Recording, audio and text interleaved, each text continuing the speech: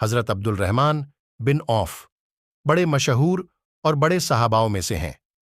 फरमाते हैं कि मैं जंग ए बदर की लड़ाई के मैदान में लड़ने वालों की सफ में खड़ा था।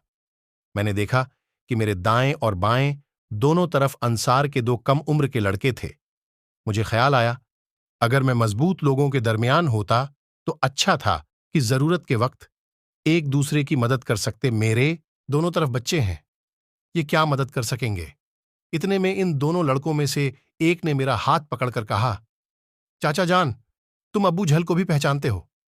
मैंने कहा, हां पहचानता हूं, तुम्हारी क्या गरज है? उसने कहा, मुझे यह मालूम हुआ है कि वह हुजूर पाक की शान में गालियां बकता है। उस पाक जात की कसम जिसके कब्जे में मेरी जान है, अगर मैं उसको देख लूं तो उस वक्त तक उससे जुदा ना होऊंगा कि वह मर जाए या मैं मर जाऊं। मुझे उसके इस सवाल पर ताज्जुब हुआ।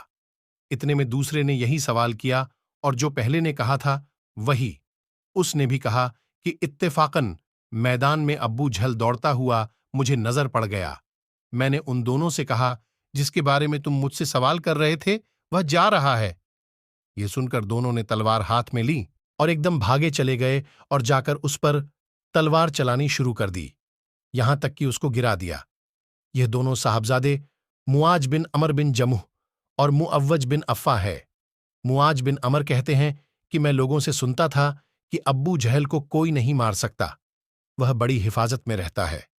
मुझे उस वक्त से ख्याल था कि मैं उसको मारूंगा। ये दोनों साहबजादे पैदल थे और अब्बू जहल घोड़े पर सवार था, सपौ को दुरुस्त कर रहा था।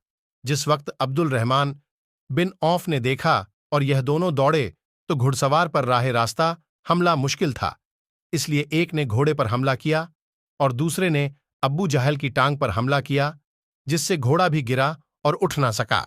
ये दोनों हजरात उसको ऐसा करके छोड़ आए थे कि उठ ना सके, वहीं पड़ा पड़ा तड़पता रहा। मुआज बिन अमर कहते हैं कि जिस वक्त मैंने उसकी टांग पर हमला किया तो उसका लड़का एक इकरीमा साथ था।